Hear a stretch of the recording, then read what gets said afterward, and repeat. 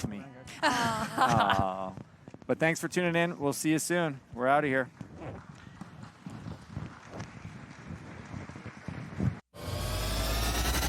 Jalen Hurts is a very good quarterback, and quite frankly, he doesn't get enough grace, I should say, for saying, I win football games. Like, what would you rather? We go play Mahomes, and, oh, man, 41-40, Hurts, 375, 4 touchdowns, they lost. Boy, that guy's good. Or no, hey, you know what? I'm going to play within myself. I'm not going to turn the football over. I'm going to play within the game script here, and we're just going to win. Doesn't matter who gets the accolades. Pro Football Today, only on SportsGrid. The biggest games, the biggest bets that you need to know. So much fun already, Joe. I feel I'm having a good time. Information Love now. it. Yeah. Good games, not great, but again, it's college football. You can bet on them, nothing better. Bet it, win. By the way, and I always like to say this, and it's true. Like, you can have the worst game in the world. You cash your ticket, it's like a Picasso. Like, that game was the best game I ever watched in my life. Are you kidding? Exactly. Especially when you're hitting parlays. SportsGrid's College Football Today. It is the biggest story in sports. It is the ability to predict outcomes in sports without calling it sports betting. But I guess Massachusetts doesn't like it very much, and they're saying basically you can't operate in our market without having a license like FanDuel and DraftKings. And they're coming at this company, Robinhood, who you may be familiar with. Robinhood right now says, hey, we should be able to operate just like these other companies. Newswire, only on SportsGrid. It's the most beautiful time of the year. No, not because of foliage or pumpkin spice lattes. It's because of football. SportsGrid has you covered all season long, covering every snap, every score, and every line move. Prepare, watch, win. Weekends are for winners.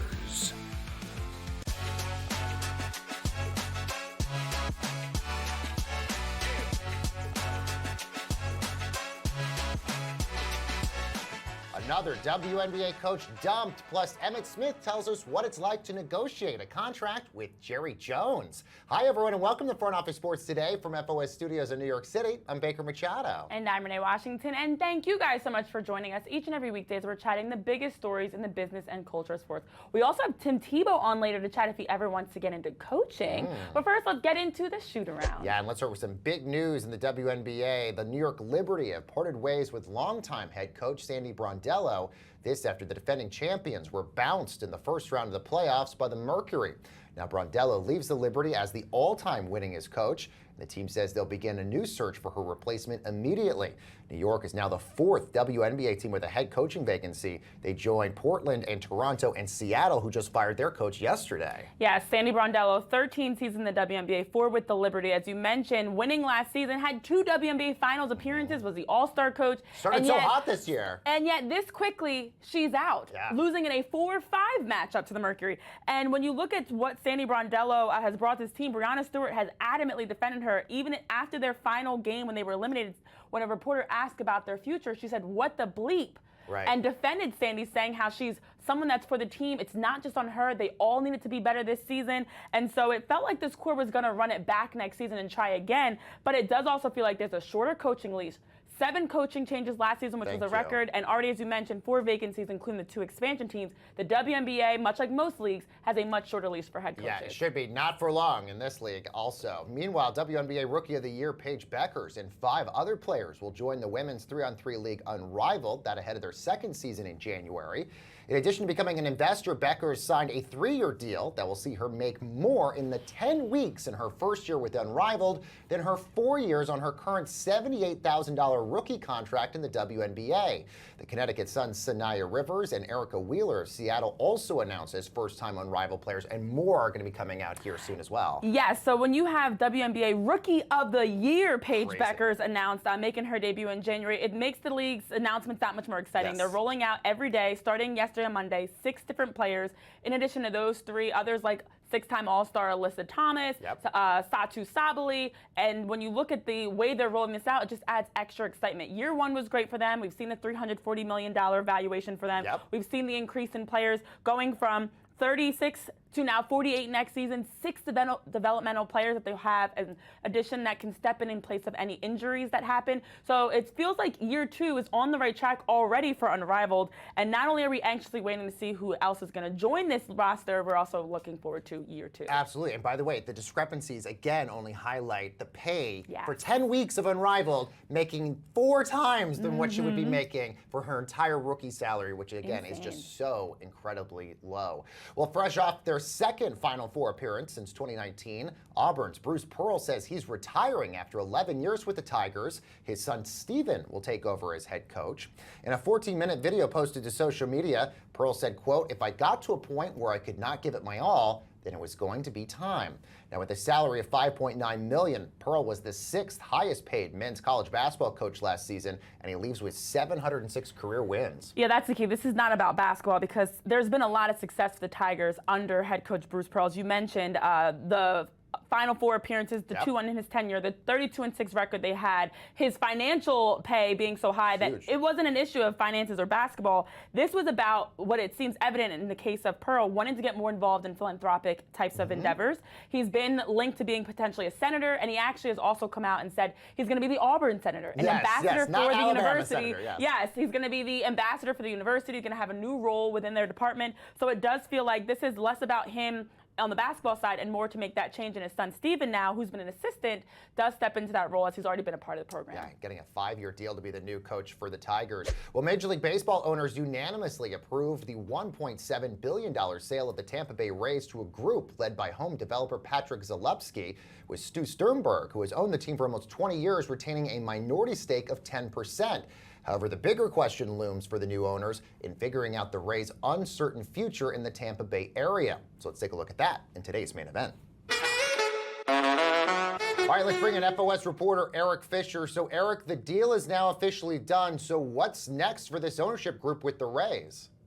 Yeah, the big thing is really kind of starting from scratch on a new stadium.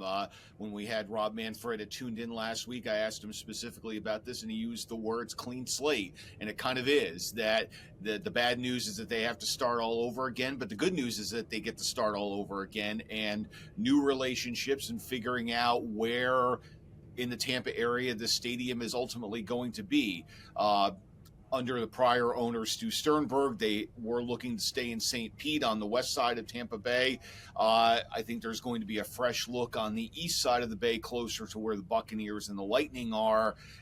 But ostensibly, what is that long-term home going to be? Because Tropicana Field, where the team is going to be back next year, is not a long-term solution. Yes, well, while we are also waiting for details around what's going to be next for Tampa Bay, we're also trying to figure out what's going to be next for the Major League Baseball playoff picture because it's been insane. Now, we saw the Padres clinch Monday. We know that there's been a race to the finish, whether it's the Detroit Tigers blowing a 15.5-game lead, the Guardians catching people by surprise, the Mets, who have the second highest payroll across the league, having one of the worst records since June and worst ERAs and just completely plummeting. So right now, Eric, it feels like payroll doesn't matter. Throw it out the window. High payroll, low payroll doesn't seem to truly impact playoff implications. What are your thoughts on how this season paints that picture for us?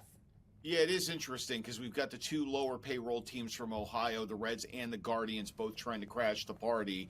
As we're taping this, in the National League, there are 3 teams going for that final 6th slot, the Reds, the Mets, and the Diamondbacks. And one of those teams is not like the other in terms of payroll, with the Mets being so far ahead and second in the league behind only the Dodgers. In the American League, it's 4 teams going for 3 slots. The Blue Jays are the only one that have formally clinched, but the Yankees and the Mariners are pretty much there. So for the final 3 slots, we've got ostensibly a race between the Tigers, the Guardians, the Red Sox, and the Astros. And one of those 4 teams is not going to make it. And that's a mix of teams payroll-wise. But again, the Guardians at number 25, are really kind of unlike those others. and he sort of pulled back, with the Yankees and the Dodgers, those two big market, big spending teams that were in the World Series last year, both weaker than they were last year. It does seem a little bit more of an even playing field, at least competitively on the field. Well, let's talk about the Dodgers because they could clinch the NL Central this week, but they did finish. NL West. Yes, true. Yes, but they did clinch a franchise record of over 4 million people that came to watch Dodgers games. That passes numbers from the Mets and Yankees in 2008. But Eric, why might this be sort of the last time we see this number for a while? Yeah, so there's only one stadium in the entire league that can even get to this number from a capacity standpoint, and that is Dodgers and Dodger Stadium, that their average per game attendance was larger than the capacity of every other stadium in the league. The development trends over the years have favored, having slightly smaller and more intimate environs, and that's going to continue with new ballparks that may be built, including with the Rays. And they're coming off winning the World Series last year. We've got Ohtani in the prime and all of the international attention he brings. And even though the Dodgers are going to continue to be a very strong draw and continue to lead the league every year for the reasons we just described, getting to this particular threshold, it's never happened. This is a new franchise record, and all the factors combining may not combine again for a very long time, if ever. Yeah, in the final 30 seconds, I'm curious, outside of the big-name teams in terms of payroll, there's also been big-name players that are not your usual suspects, Cal Raleigh being one of them. What are your thoughts on the historic season he's had so far and how it really helps boost Major League Baseball? It's a huge story that the Mariners for a very long time have been sort of out of the league limelight, but he's already got a new record for most home runs in a season by a catcher, most home runs in a season by a Mariner, most home runs in a season by a switch hitter, and we might have the most home runs ever by an American League player. He might break Aaron Judge's record here with a final sprint here. It's going to be very exciting to watch. Absolutely, and of course the Mariners can get a playoff spot with a win against Colorado on Tuesday. Eric Fisher, thank you as always. And coming up next, everyone, on Front Office Sports Today, legend Emmitt Smith joins the show. He tells us what it's like to negotiate with Jerry Jones and his future maybe with the NFLPA. That's next.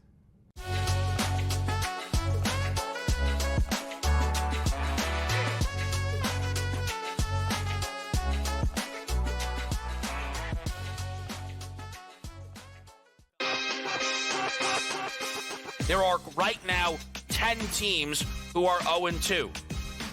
Every team on this list is 0-2. These are the 7 teams through 2 weeks who have already been eliminated from the Super Bowl picture.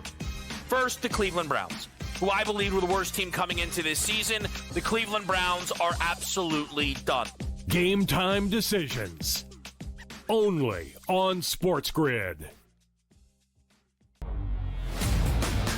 Josh Heupel, I mean, please, dude, you got to be kidding me. How do you lose this game at home when you've got Georgia on the ropes with a iffy quarterback at best there in Gunnard, and you somehow figure out a way to lose that game? A game, Donnie, of which was pretty much in hand for Notre Dame, 3/4 of it. The Early Line, only on SportsGrid. It's the most beautiful time of the year. No, not because of foliage or pumpkin spice lattes. It's because of football. SportsGrid has you covered all season long, covering every snap, every score, and every line move. Prepare, watch, win. Weekends are for winners. Only on SportsGrid.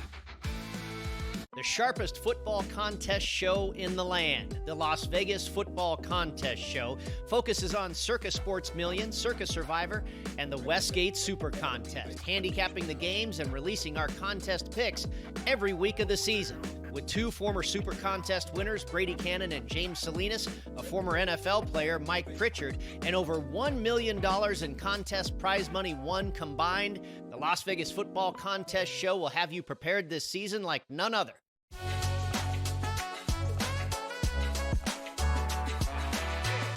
And welcome back, everyone, to Front Office Sports Today with Renee Washington and Baker Machado. It's been an interesting start to the season so far for the Dallas Cowboys, especially after a wild offseason as well. So let's dive into Cowboys world a little bit more. Let's bring in a legend, 3-time Super Bowl champ and former NFL MVP, Emmitt Smith, who joins us. Emmitt, thank you so much for joining us. Good morning, good morning, good morning. All right, so before we get into any football-related things and also some things with the Cowboys, I want to talk first about your partnership that you got going on with Tableau right now. Yep. Yeah, I've been working with Tableau for a number of years now, and Tableau is one of those streaming systems that can help bring thousands of TV channels to everyone's home for a very, very low price. You can get the monthly fee. There's no monthly fee. There's 100 plus streaming channels on Tableau. To get access to 125 channels, including the major broadcasting networks, ABC, CBS, and Fox and NBC. Things are going a little haywire right now in the marketplace and people are looking for savings. This is the right place to go. I want to talk about, on the football side specifically, Micah Parsons, because your name's been brought up a lot, Emmitt, especially since it was over 30 years ago that you yourself went through a 4-week holdout with Jerry Jones and the Cowboys to negotiate the contract you felt you deserved. And so a lot of people are wondering and trying to figure out who Jerry Jones is as the contract negotiator. Emmitt Smith, who is Jerry Jones in terms of your experiences of how he is when it comes to player talks and contract negotiations? Well, Jerry is you have to listen at some of the things in the documentary to understand who Jerry Jones is as a person and as he thinks about business. He's a man that's all about leverage. And if he has leverage, then you have to either stand your ground and fight for the leverage that you think you have or the leverage that you don't have. And you have to figure out what's the best situation for you. I call him the king of leverage. And so in my situation, I lost all kinds of leverage. And I think I understand why I lost leverage, because back in the day, you only had 30 days to negotiate with all 30-some teams for a restricted free agent contract, and Jerry Jones had the right to match it. And so when those 30 days went by and I didn't get an offer from anybody in the National Football League, some people call that collusion, my rights reverted back to the Cowboys, and I can only negotiate one team. That was Jerry Jones. And so unlike Micah Parsons, my contract was completely up. I had honored my contract for 3 years with the Cowboys. I was a restricted free agent. Then I became basically unemployed individual. And I was in the middle of negotiating with a very tough negotiator like Jerry Jones. And so I didn't have any years on my contract left. And so I wasn't actually holding out. I was in the middle of negotiations.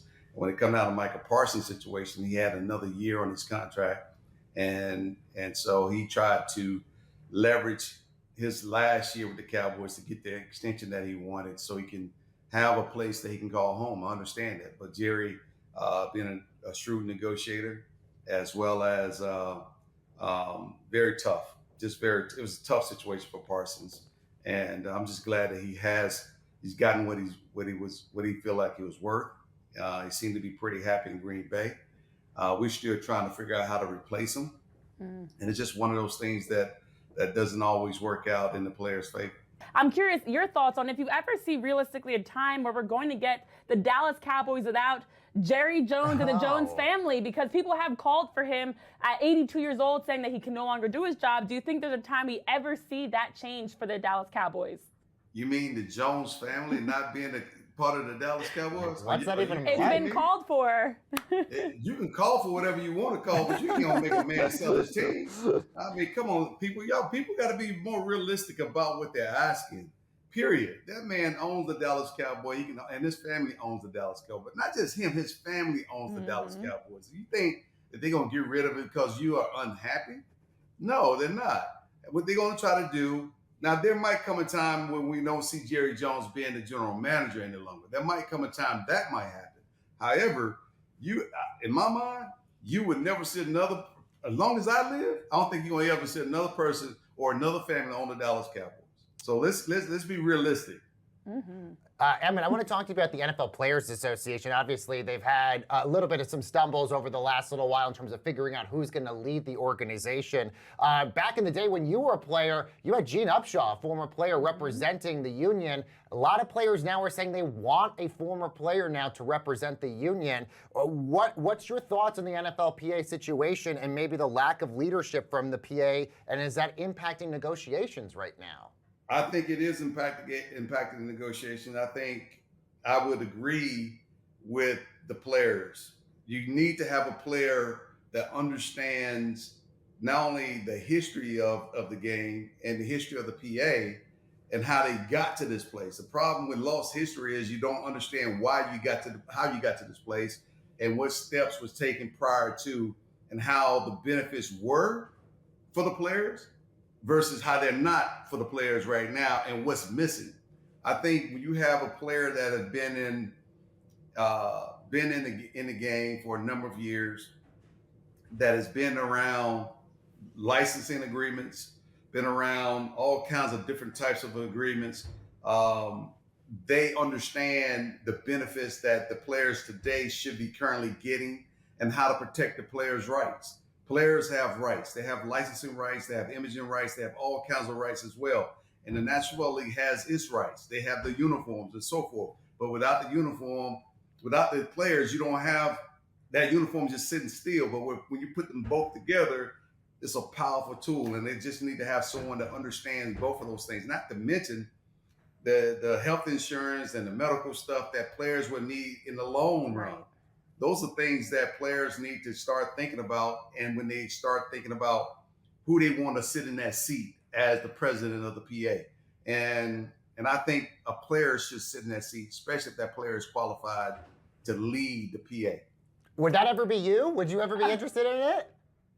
Yeah, I would definitely take that under consideration. There's a number of things that I think that the players should do to protect themselves and agents should do as well. But see, oftentimes, it's like anything else that you see in the U.S. You divide and conquer.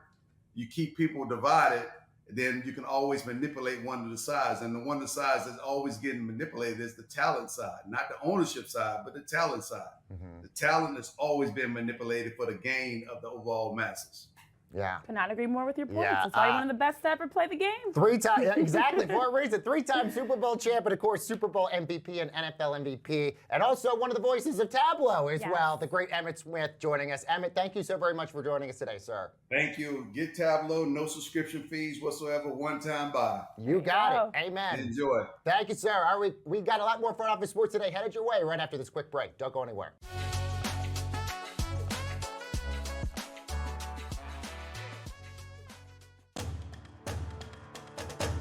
Frank Reich is the head coach. You beat Stanford to end that season to clinch that 10th win, the hottest team in the country. You can't keep them out, Joe. So now Stanford, because they beat Boston College last week, okay. Notre Dame's in the top 25 today. They're going to have 10 straight victories. There's no way they stay out. Now, are you telling me that they're going to get tripped up by NC State?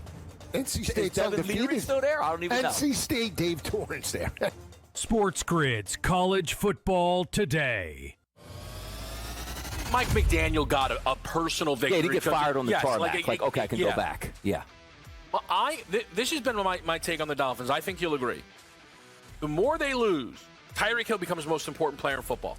Because Tyreek Hill getting traded becomes likelier and likelier. Yeah. And Don, he's not going to get traded to the Cleveland Browns. Correct. This is a guy who's going to shift Super Bowl markets if he is dealt. Pro Football Today, only on SportsGrid.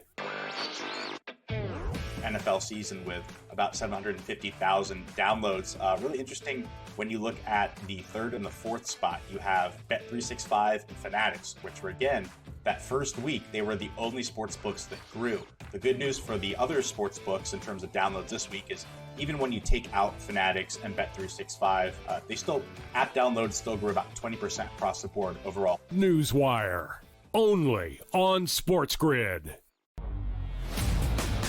They had clearly in hand at the end, especially in the second half, and yet somehow they managed a shank of a 60-yard field goal, and a flag comes in with no time left on a for a penalty. Do you want to know how many times that penalty of leverage was called all last season? Want to take a guess?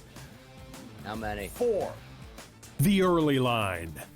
Only on SportsGrid.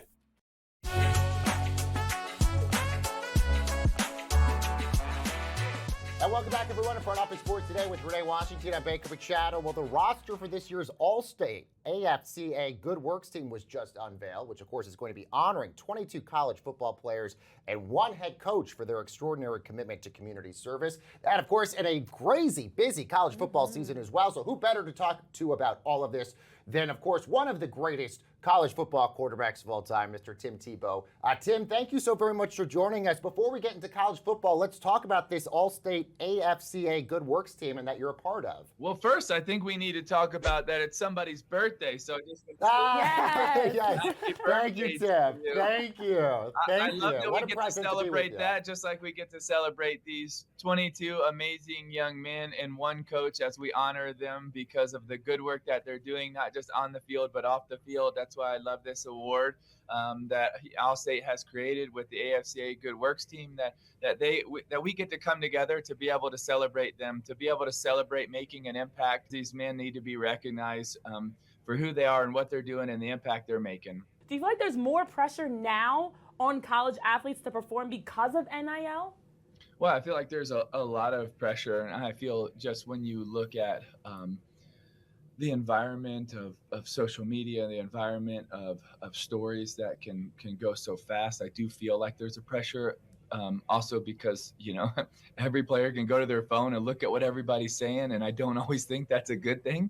And so I think it's really important for these young men to also be coached and learn how to handle all of that and how to handle that pressure. And I think when you look at these 22 young men, they're doing a great job. When everybody is making it about them, they're making it about other people. They're making it about their community. They're making it about service. They're making it about rallying for those that are hurting or those that are suffering or those that have gone through really hard times and obstacles. And I really feel like one of the best ways to get perspective when you're feeling pressure is to truly go serve and make someone else's day brighter and go care for someone else. And I think if you talk to a lot of these men, they will say this is one of the most important things that they get to do is their opportunity to serve. And that's why they're such incredible young men. So I also think it really helps with handling that pressure. Tim, I got to ask you a little bit about your investment portfolio, because just a few weeks ago there was a report about you launching a new investment fund and platform called Momentous Sports. Obviously, the goal here was to sort of get about $100 million possibly by the fall. I'm curious how that's going. And is the goal here to invest in sports teams, or what else are you looking to invest this money in? Well, I love getting the chance to be a part of sports and be a part of sports communities growing up and then in college and then getting the chance to play professionally. And I've seen what it can do in communities, not just for the game, but the way it can rally people. It can give people family time and hope and goals, and just it's a great unifier. And so we've had the blessing of being a part of several minor league hockey teams, and now a team with Sporting Jacks, where we get to have an awesome women's soccer team and soon to be a men's soccer team. And then so many kids that are a part of that, and they have women to look up to and role models, and soon to be men heroes to look up to. And I just think that's really special. And so I love getting the chance to make an impact wherever we can. And I think sports has the opportunity to do that, as we've seen with these 22 amazing young men. You're working in so many different components in college and other sports. When you look at your investments, is that kind of the direction you always wanted to go, to give back once you stopped playing? Well, I think we want to try to serve in as many areas as we can, with our biggest heart being at the Tim Tebow Foundation, something I feel like I have been created and called to do. But then in other areas we get to serve. But I also believe that sports has a unique ability to unify, rally, and help in communities. And I'm just so grateful that I've been a part of sports to see that. Now, it doesn't mean that the game is more important than those things. It's just the opportunity of bringing people together creates a special environment. Tim, we have about a minute or so left with you. Obviously, we've talked about your philanthropic work. We've talked about your sports work and your investment work. But what about coaching? Has that ever been an area that maybe you've thought about getting into later? You know, coaching is way more than a full-time job, and I already feel like I have a couple of full-time jobs that I'm trying to manage and handle, and I love those, and I feel so called to those. And would I love to coach? Of course, but I also feel like this is really where I've been called, and so I love it, and I'm grateful for it, and I want to pursue it because that's what I feel like I was created to. All right. Well, if you ever change your mind, Tim, you know the place to come over. You sound like and you'd be a great coach. I can tell. Yes, You'd be great. Tim, thank you so very much for joining us here at Front Office Sports. Our pleasure. Today. Happy birthday. Tim Tebow, such a nice guy. Yeah, and you hear how grounded he is. He probably really would make a great coach one day if he decided to go I out. think he probably might get into that someday. You'd think it'd be crazy if he didn't. I know. All right, guys, that's going to do it for this edition of the show. But don't worry, Renee and I are back for way more fun tomorrow. We'll see you later.